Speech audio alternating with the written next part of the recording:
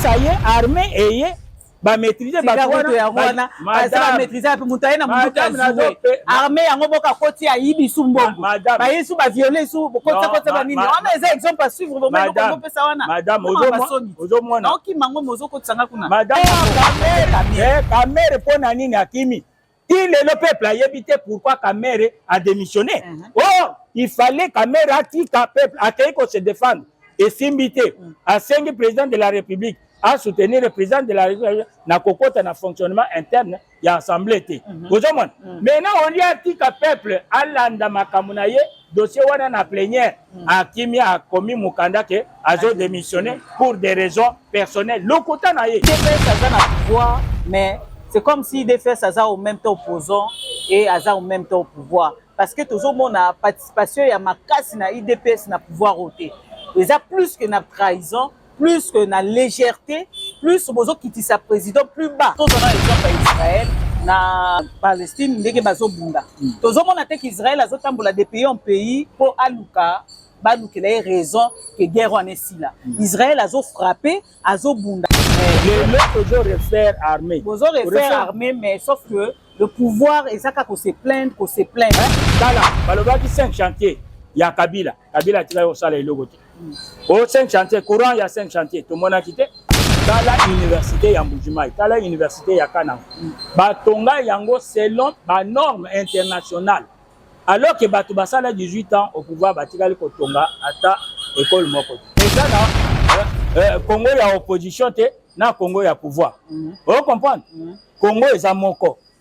Patrimoine ya biso eza Congo eza moko. Il fallait biso nyonso d'abord tous à la sima ya tata mokonzi ya mboka Félix Antoine Tshisekedi tata lelo angeleza béton na béton tala aéroport Kolozi béton na béton banzela madame na otika na manzela madame banzela za okufa nyonso madame donc vitaka na zali na munene po bazoko ko remplacer te madame Kamere azaki musunya munene te Kamere aza député national aza congolais le quoi ba congolais musunya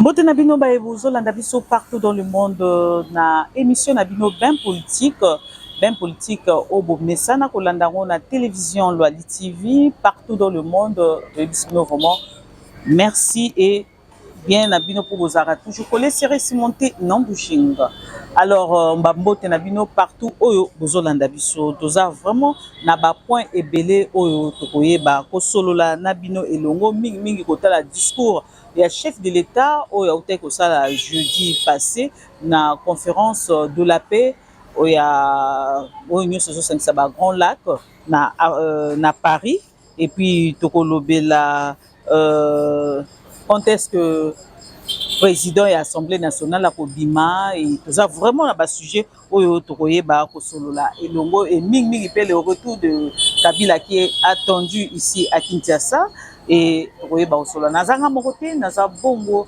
na président Emmanuel ou ba mesana ko binga mingi na bato papa Poche et oyaza cadre ya UDPS. Bonjour bonjour madame Fifi. C'est un plaisir pour invitation pour tout mes kabolana peuple na ba union sur basala la confiance na chaîne na yo pe na expertise na biso makambo mboka pour tout mes ka kopesa moi éclairage à bazala édifié. Voilà donc on a outi kolobane bandeli te totaki kolanda discours à chef de l'État et tolandi pe discours ya Macron pour être but ya conférence on ezaki mingi parce que bandaki bafungola aéroport ya Goma po na ba aide humanitaire banda ko kita et au mona siko que likambango et que na ndenge lelo Macron andimi quand même que y a des femmes qui sont massacrées à Goma et à l'est du pays Rwanda zo ça enfin andimi bon na yo na kati ya discours wana eloko nini ya mutuya oyo bengaki o bendaki au peuple congolais a ko bénéficier oyebi tata mokonzi ya mboka président Félix Antoine Tshisekedi Tshilombo ala la kate mikolo nyonso azo bunda koluka par tous les moyens ndenge nini akoki kozongisa kimia na mboka na biso po mwana nyonso ya Congo a meka ko vivre na kimia na esengo. Tata mokonzi akei na conférence wana po hypocrisie ya France esila. Oyebi France aza mboka oyo azo soutenir francophonie. Mboka na biso eza mboka munene na cadre ya francophonie. Il fallait que France a soutenir sérieusement mboka na biso a sala nyonso esengeli a sala po Rwanda atika mboka na biso selon ba principe ya droit international. Oyebi que dernièrement France abandaki même ko présider Conseil de sécurité des Nations Unies. Mais lelo a convoqué lisusu conférence pour na kimia na région sous région ya Grand Lac. Kimia eza troublé na sous région ya Grand Lac oyo Congo aza membre par le Rwanda. Rwanda de Moutazo Bundisa biso. Ça fait de cela 30 ans. Oui, ça fait plus de 30 ans que Rwanda azo Bundisa biso na batunaye AFC M23. Azo Bundisa biso. Soutenu par des multinationales. Alors que la communauté internationale, raison d'être d'abord, il y a ONU. Et ça, il y a ça là que paix, kimia internationale, dans le monde mobimba, kimia ezala, sécurité ezala. Ce qui kimia est troublé quelque part, surtout dans les membres, il y a ONU, il faut ONU à intervenir. Donc France, Lelo, Azoluka, bon, kimia ezon. Pour kimia ezonga, France a soutenir Rwanda te. Il faut ayebisa Rwanda atika mboka na biso azonga epanaye a respecter souveraineté ya Congo, a respecter territoire ya Congo, ayebisa batunaye AFC na M23 balungwa bazonga. Donc wana nde combat ya mokonzi ya mboka.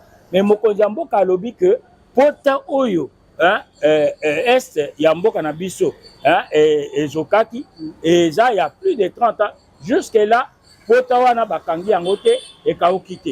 Alors président de la République a sengi bafongola couloir humanitaire sécurisé pour bandeko na biso kuna ba meka kozwa mai ya bien ba meka kozwa mwa ndambo ya loso ba meka kozwa place ya kocha mutu.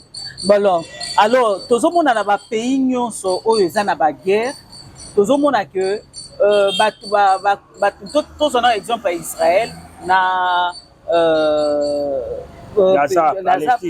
Palestine ndenge bazobunda tozomona te qu'Israël azotambola de pays en pays pour aluka balukela ye raison que guerre wana esila Israël azo frappé azobunda eloko nini ozopeshe toza armée toza un pays et oza munene na nyonso eloko nini ezozanga biso to bunda esali kaka ka président na biso koma kaka kolela kotondre la main qu'est-ce qui nous manque pour to bunda pour guerre wana esila est-ce que vous croyez qu'on va nous servir sur un plateau que bino boza tellement bien bana ya nzambe bozwa yango yo guerre esili est-ce que esila vraiment na ndenge bo na stratégie wana madame mutuna na yo eza ya mutuya tokoki kobunda toza na armée toza na armée mpo nani po armée abundelaka mboka soki baye koatake mboka na biso lokola lelo Rwanda na ba M23 na ye AFC bazobundisa biso.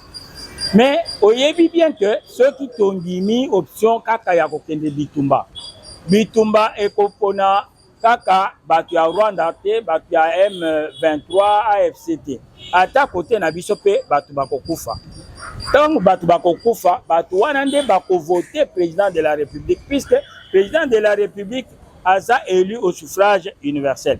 Mais ceux qui lelo tolingi bitumba batu bakufa omoni déjà na bitumbo yo Rwanda azo sa biso to perdre déjà plus de 10 millions de personnes. C'est plus que même que ba victime o bakufa dans la Deuxième Guerre mondiale. Donc, ce n'est pas bien. Nous savons que l'armée Nabiso ezaki na pokoso mingi. Pendant 18 ans, au Yebi, Makambu, régime Kabila Salaki, brassage, après brassage au mixage, RCD Goma, Ayaki na Batunaye.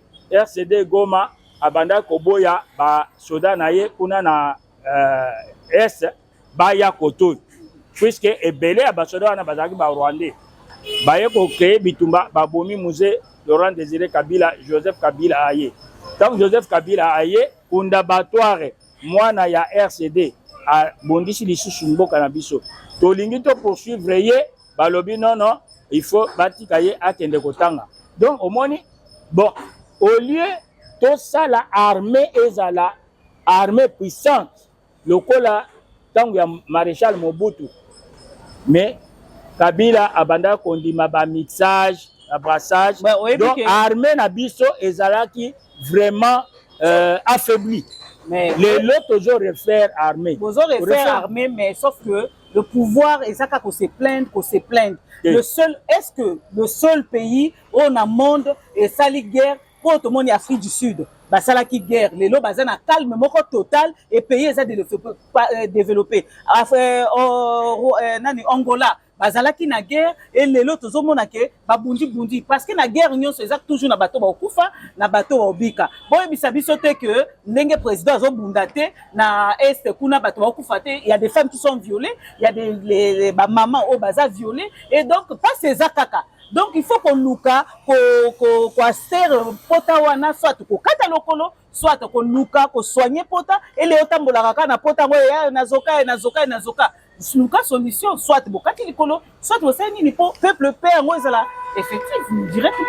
Voilà, au moins président Tata Mokonzi Mboka azo lelate, azo bunda hein, sur le plan diplomatique, sur le plan politique et puis azo bunda sur le plan militaire. Oyebi trahison oyo tozaki nango, oyebi combien d'officiers généraux d'ailleurs Kabila tikaki na Mboko. Okoko mona tous en a 200, tous en a 300 généraux. Ça n'existe nulle part au monde. Nous sommes ezaki ba plan ya ko trahir Mboka. Rwanda banda ko régner, ko piller, ko gérer Mboka na biso denga lingaki. Ozomona. Ba Mboka oyo ozotanga wana. Otangi Afrique du Sud. Madame, il faut na yebisa yo ke Afrique du Sud azwaki pouvoir par bitumba oyo ANC ya Nelson Mandela abanda ko sala. Non. Ba yaki kokutana ko dialoguer sur base ya intervention ya communauté internationale ba africaner ba mindele wana ba banda ko coloniser Afrique du Sud bandimaki ba fanda na batu mwindu ba oyo bazaki représenter na Nelson Mandela ba solola ba sololi ba lobino il faut ba organiser élection ba libérer Nelson Mandela puisque condition primaire oyo batu mwindu ba Afrique du Sud babanda ko exiger il fallait Nelson Mandela abima na prison. Nelson Mandela d'heureuse mémoire a salaki 27 ans na prison. Baye ko bimisaye ba keye élection Nelson Mandela hein? Après la guerre. Non mais la guerre nani a gagné.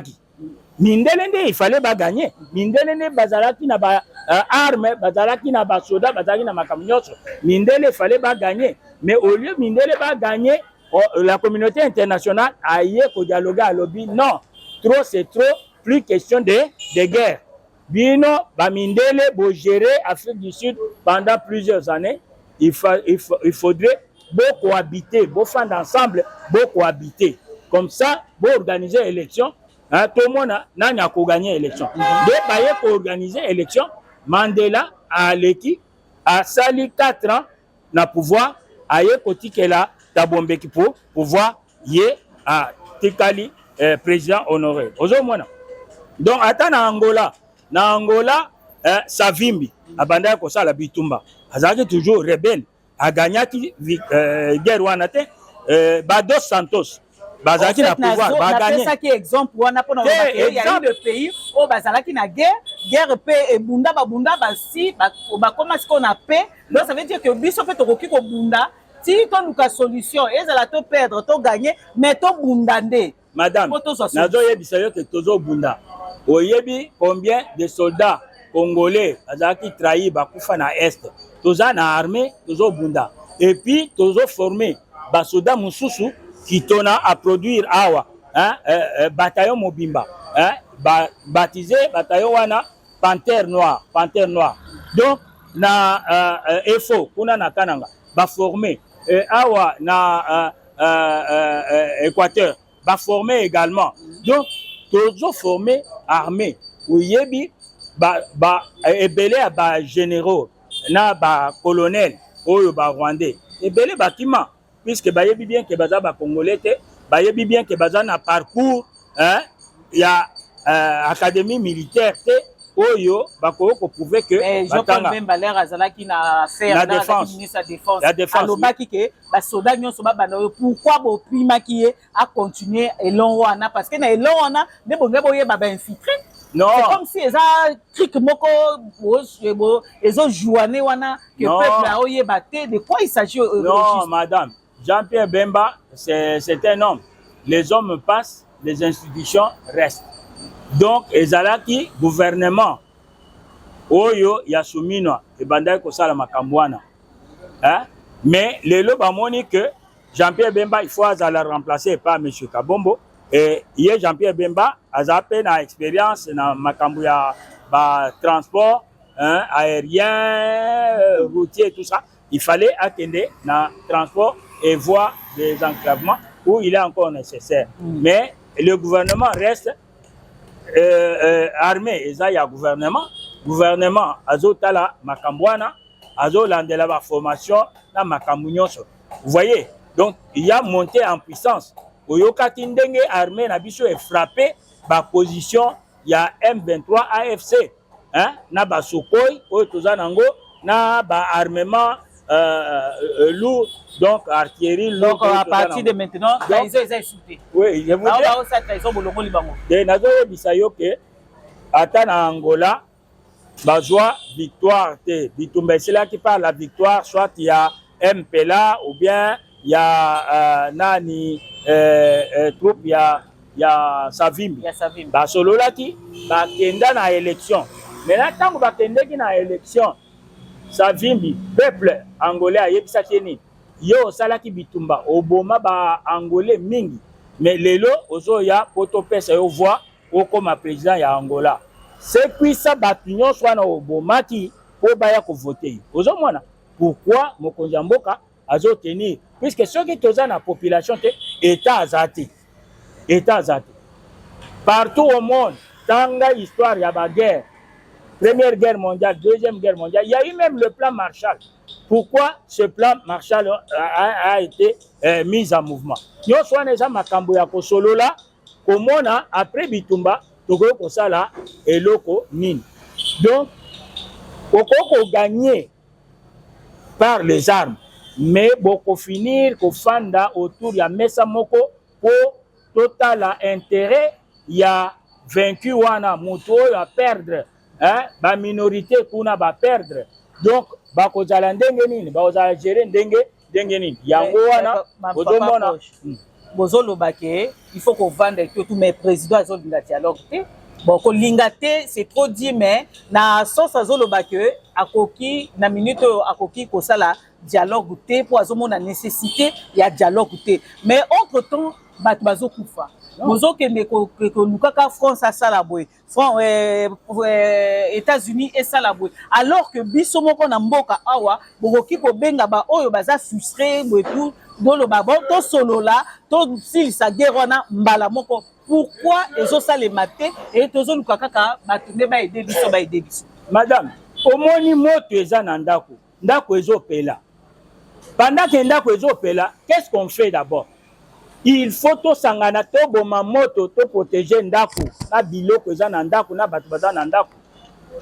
Mais sinon soki tolobi bon ndako epela ezopela biso to fanda d'abord to mona nani akoya kokota na ndako oyo, nani akoya kofanda na ndako oyo, nani akoya kozwa eloko songolo na ndako oyo.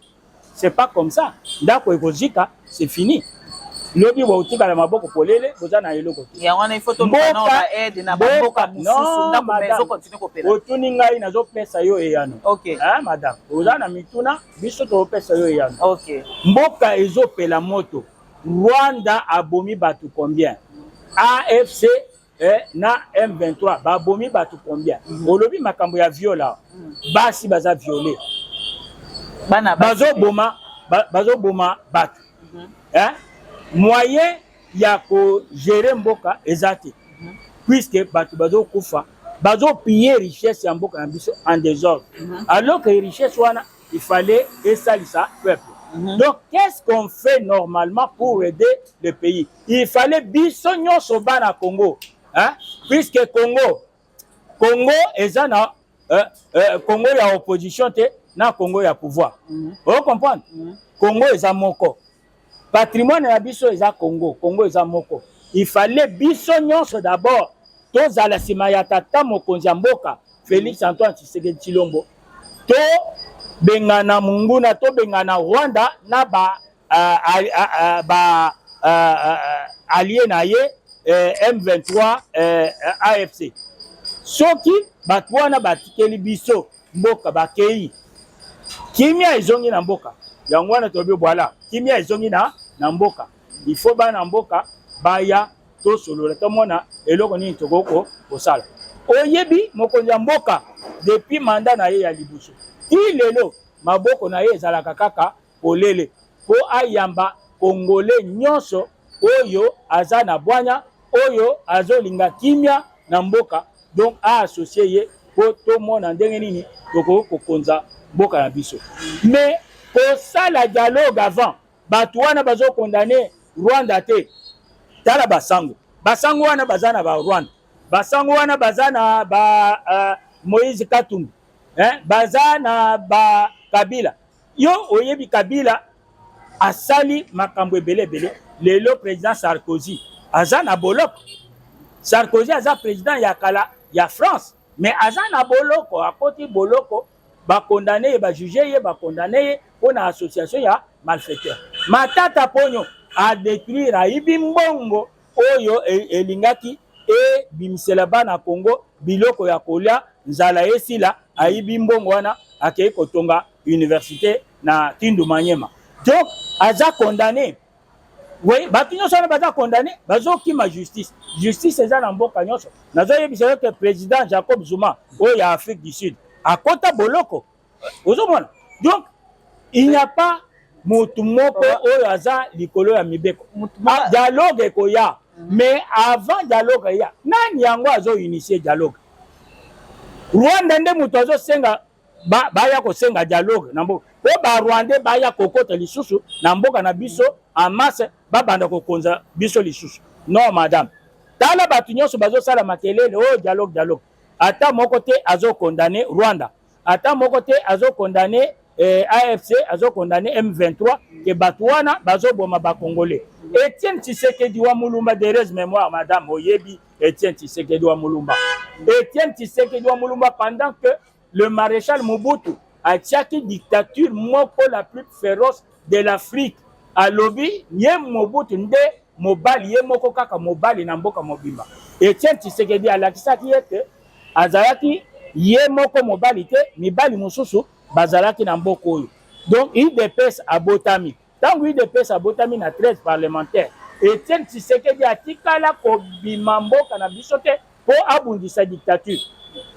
Etienne Tshisekedi atikali kozwa mando kite kosala complot na batu aboma ba Congolais makila etanga ba violer ba mama ya Congo pour accéder na pouvoir. Okay. Lelo UDPS aza na pouvoir suprême. UDPS aza na pouvoir abanda koloba non violence et kopesa biso résultat ndenge epesaki ndenge efutaki Gandhi na Inde efutaki Martin Luther King na États-Unis. UDPS aza na pouvoir mais c'est comme si UDPS aza au même temps opposant et aza au même temps au pouvoir. Parce que toujours mon participation ya makasi na UDPS na pouvoir ôté. Eza plus que na trahison, plus que na légèreté, plus bozo kitisa président plus bas bata UDPS. Bozo ba boza na pouvoir. Mais to moni ba président nyonso ko leka na pouvoir na ba parti na bango batikala ko vivre otozo vivre les lotés parce que UDPS eza parti moko to ebité so bolingi ka botikala ba diale lo botikala ka parti moko ebanda ko sala kaka opposition mais boza na pouvoir mais to sentir binoté. Madame tala na bitumba na tamuke oyo UDPS par les biais ya président naye Félix Antoine Tshisekedi Tshilombo, le président de la République. mais Aza président empêché. Il ne peut pas gérer directement le parti, il est empêché. Aujourd'hui, c'est Augustin Kabouya qui est secrétaire général, et en même temps président intérimaire de l'UDPS qui gère l'UDPS. Mais Tala, madame, Tala, Kaka, peu de temps, Oyo, Sali, na pouvoir, gratuité de l'enseignement.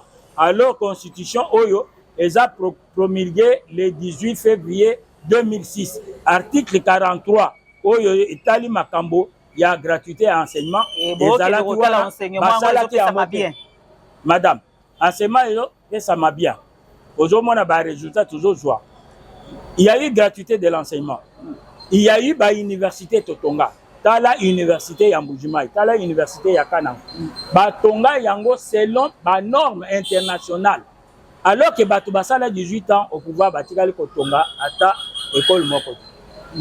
Pesa mbongo, Banque mondiale a pesa mbongo, pour Batonga 1000 écoles dans Mboka Nabiso. Matata Pogno a détourné mbongo. Dans la université Oyo Batonga na Équateur. Tala UPEN, Tala hôpital Mama Yemo, Tala Banzela, madame, Lelo Banzela za béton à béton. Tala aéroport, Kolosi, madame, béton à béton, Banzela. Madame, na, madame, madame, Lelo, province, ville, province ya Kinshasa, et ça na 24 communes. Toutes les 24 communes, on est en train de refaire Banzela. Non, madame, nous avons tous les chantiers. Puisque Mboka, Tala, Balobaki 5 chantiers. Il y a Kabila. Kabila, tu vas au salaire logo. Au 5 chantiers, courant, il y a 5 chantiers. Tout le monde a quitté. Tout le monde a départ unique. Il y a bateau, Bazaki, Nambongo, Bazo Pesa, Snell, Boba, Baché, le Bango, départ unique. Babar, tout le monde est babar, départ unique. Mais tout le monde comment on a. Les lots na plan de développement local PDL 145 territoires, tout le pays est devenu un chantier. Les lots na Kinshasa toko kotambola na yo, na kotangela yo par exemple boulevard du 30 juin au monde ndenge non c'est là non avenue Kasavubu avenue Kasavubu.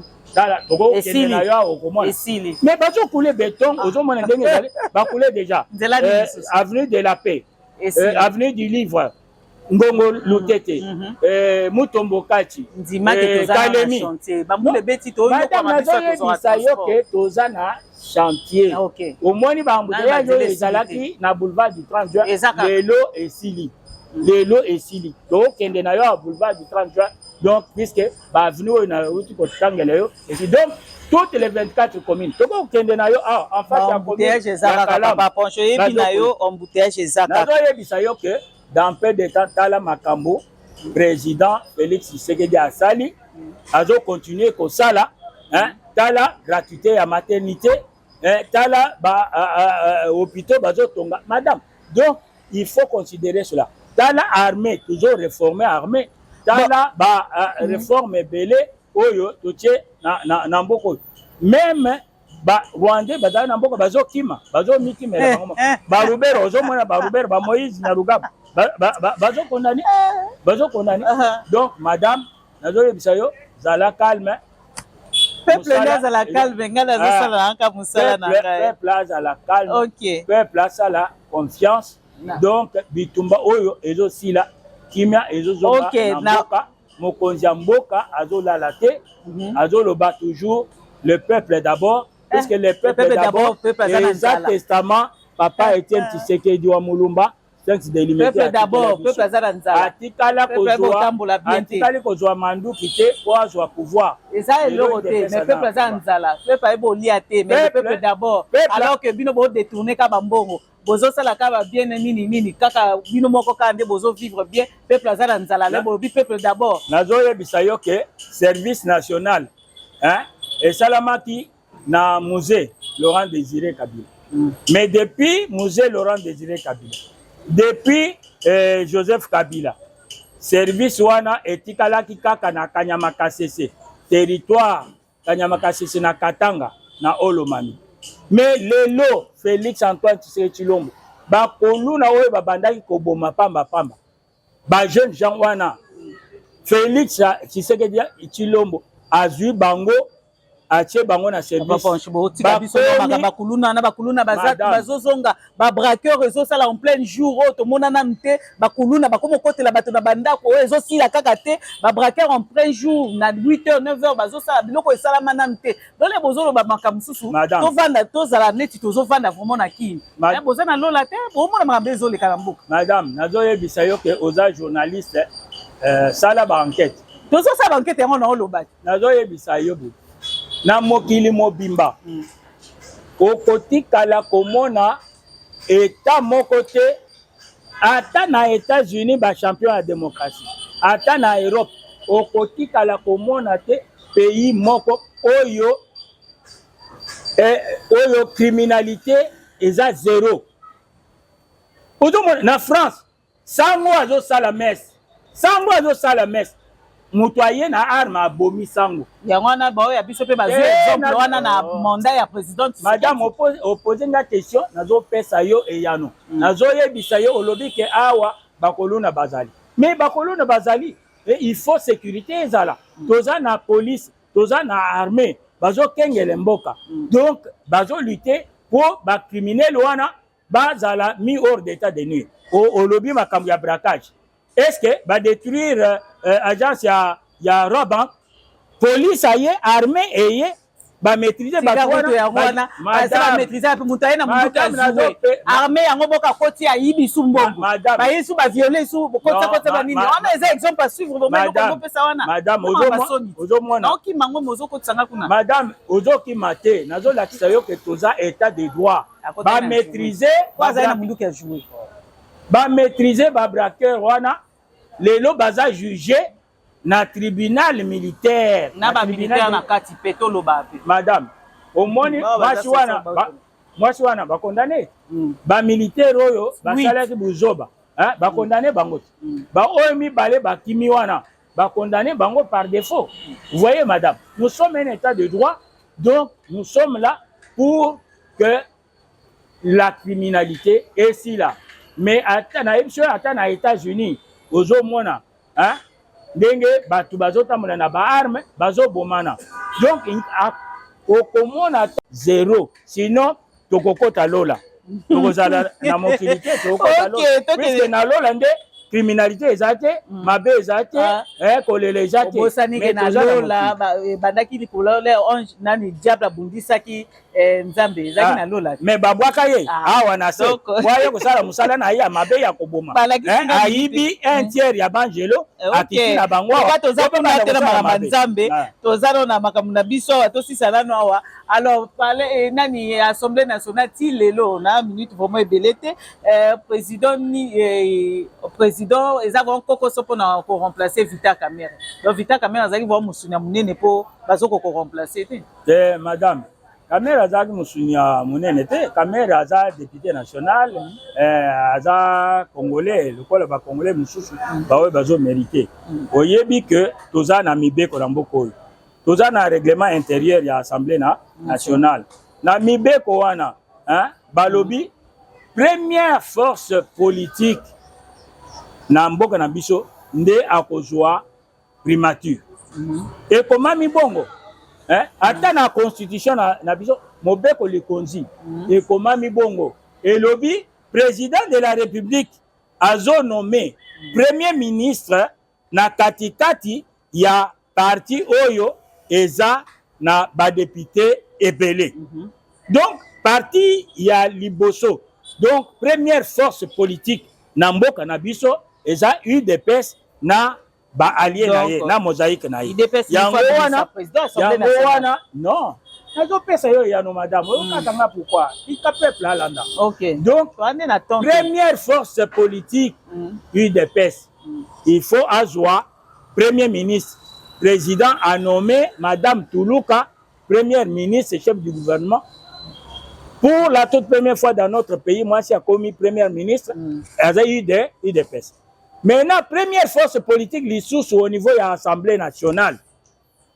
Azakaka, UDPS est allié. Donc, Batali Balobi, non, UDPS a quoi primature, a quoi l'issue na présidence, il y a Assemblée nationale, ce n'est pas élégant. Alors, UDPS à lobby, à tiki poste, il y a présidence, il y a Assemblée nationale, il y a à Kosoa, première vice-présidence. Alors, poste, il y a première, il y a président, il y a Assemblée nationale, il faut bazwa na force politique oyo ezo ya simaya UDPS. Batali Mboso a lobby que Azaraki peut force politique après UDPS, Kamera lobby UNC et allié de deuxième force politique après UDPS et consort. Le quoi la bangonyo so baza ba membre ya Union sacrée de la nation, ba lobby compromis ezate token de sikoyo na primaire. Ba na primaire ba député nationaux ba voter. Non, na lobby ba voter Kamer. Maintenant Kamer a commis wana abandi ko gérer mabe. Omoni yo moko zo condamné ba détournement. Kamer a zo gérer question orale. Kamer opaque na Mombongo, côté ya Mbongo ba député bazo mona clarté. Ba député il fallait ba la soigner na patron na bango assemblée nationale. Kamera azo libéré Mbongo te pour ba député bazala soigner bazala na santé kolongono bo ba mona ndenge nini ya kosala le peuple mosala. Alors balobi non Kamera azo mérité azala wana te. Maintenant balobi te ozo longola Kamera. Maintenant mibe kolobini po ba longola mutu il faut pétition ezala. Basali pétition. Kamera akimi a démissionné à Kangi. Donc Bakei, Bapesi, Assemblée nationale. Assemblée nationale plénière a sali commission spéciale pour atala ceux qui makambo bazo reproché Kamer. Eza ya solo ou bien ya lokuta. Ba sali plénière wana eza dirigé na maître Peter Kazadi, de l'UDPS, ancien vice-premier ministre, ministre de l'Intérieur. Ba Bindoule, Crispin Bindoule, ba oyo ba sali pétition, ba kei, ba confirmer accusation na bango, grief na bango. Tala nege Kamera zo sala. Mais na Kamera azolinga yeba nana ko Kamera pona nini akimi. Il le peuple a évité pourquoi Kamera a démissionné.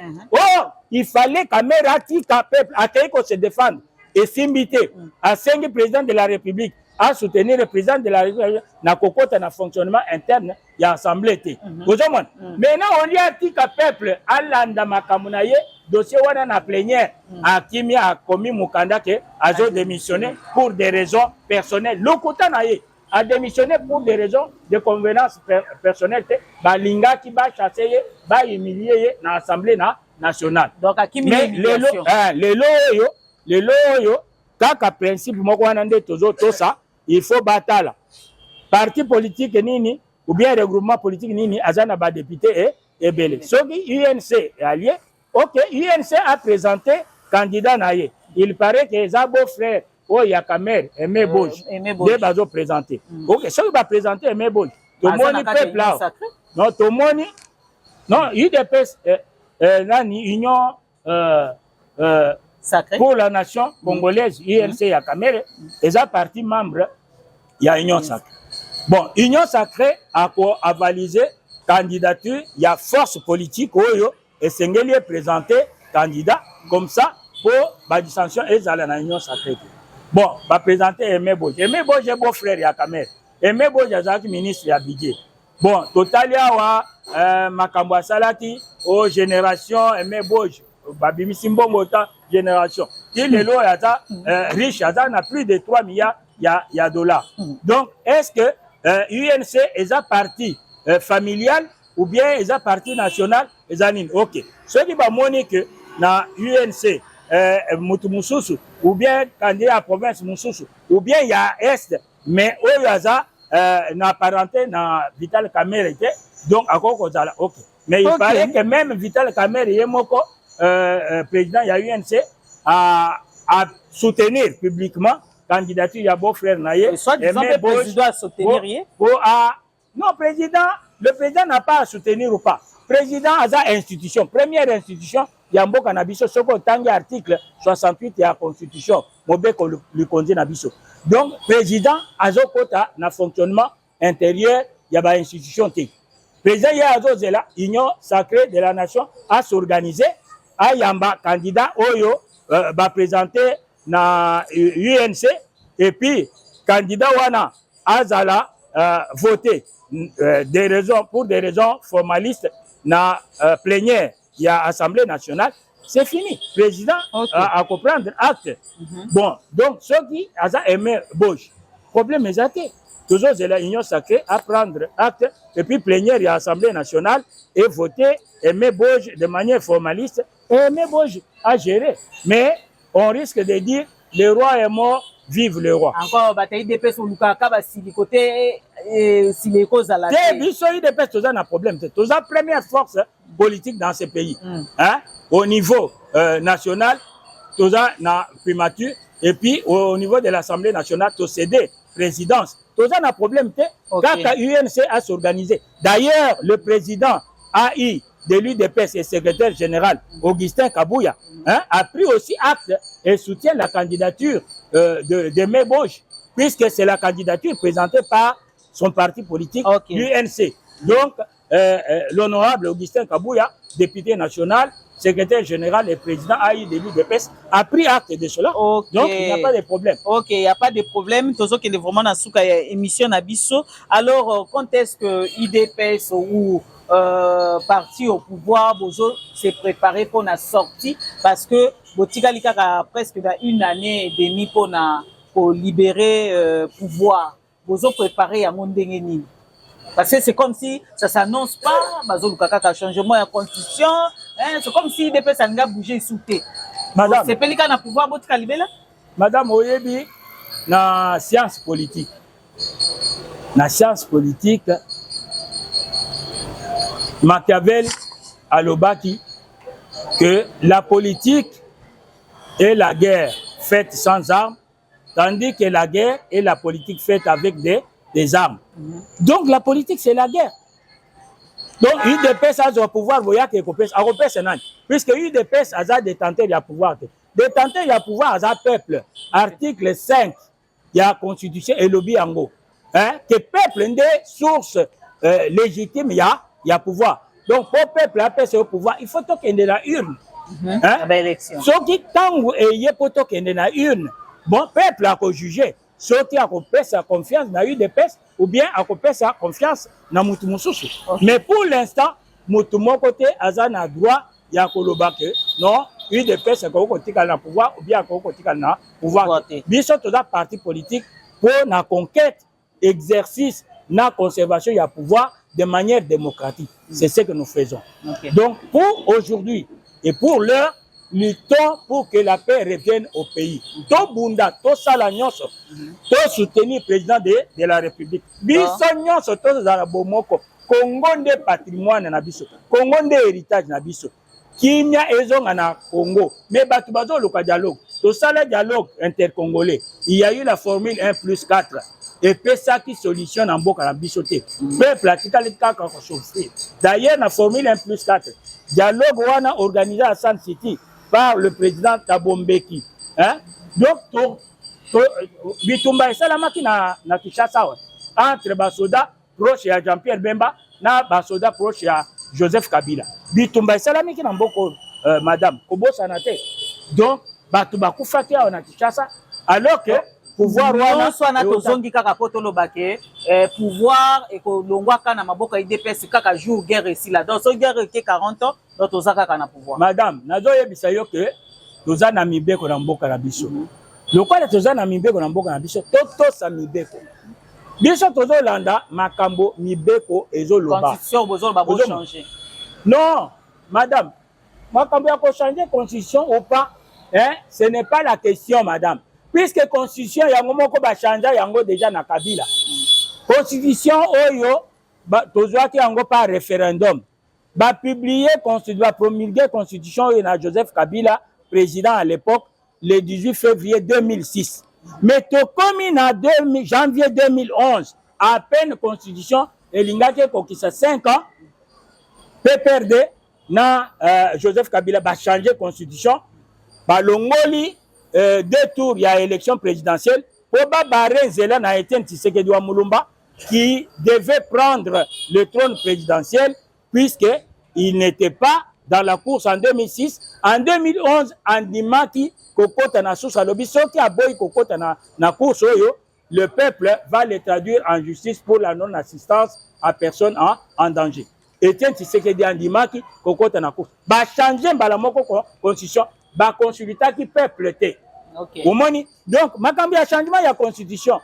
Tozana nukuna te. Awa tozo linga batu baya bango nyonso to condamné Rwanda, to condamné AFC M23. Condamné aussi la guerre. Oh.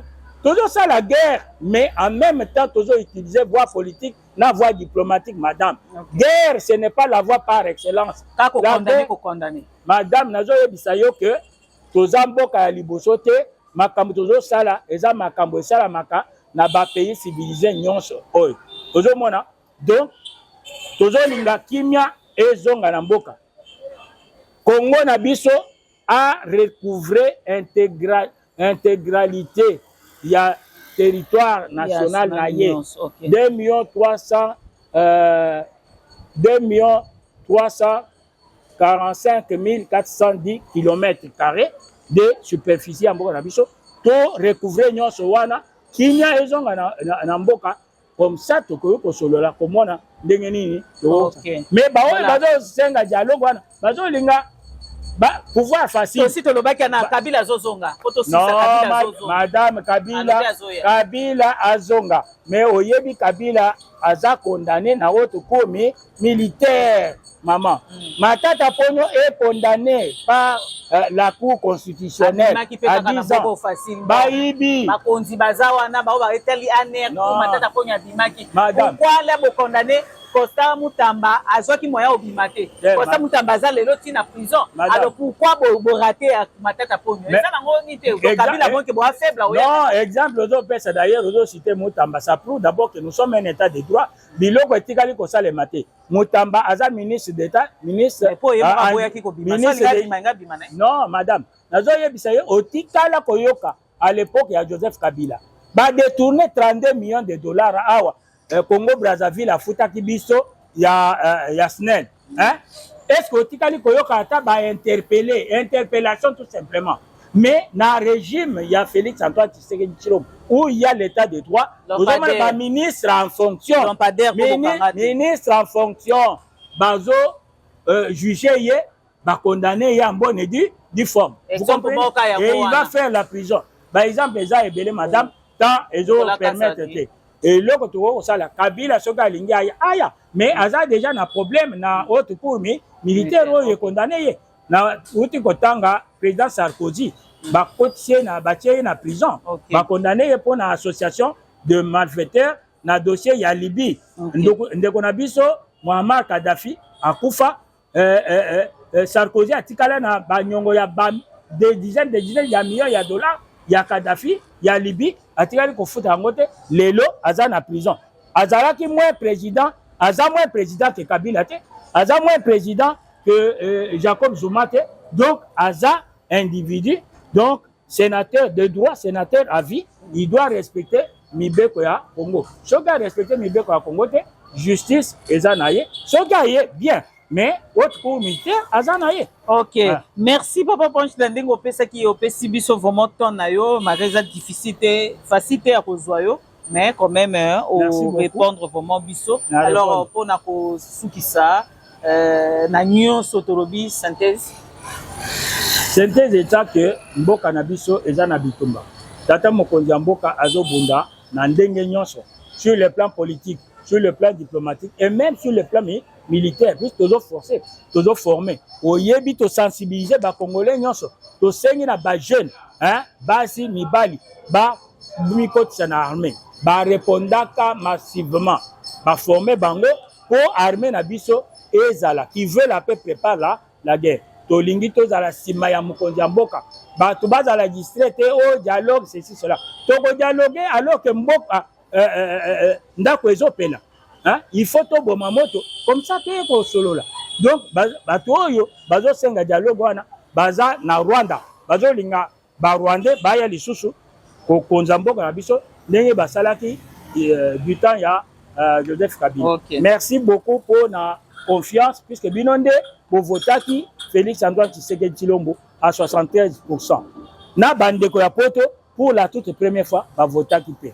merci pour la confiance bozo sala mokonzi ya mboka biso nyonso tozala nsima na ye kimia ezonga na mboka na biso tosepela. Merci na ba commentaire na bino et merci na soutien ya munene o bozo pesa na chaîne na bino Loadi TV. Vraiment tokutani prochainement numéro mususu. Merci na Rémi et merci na bino nyonso bolinga biso. Bye.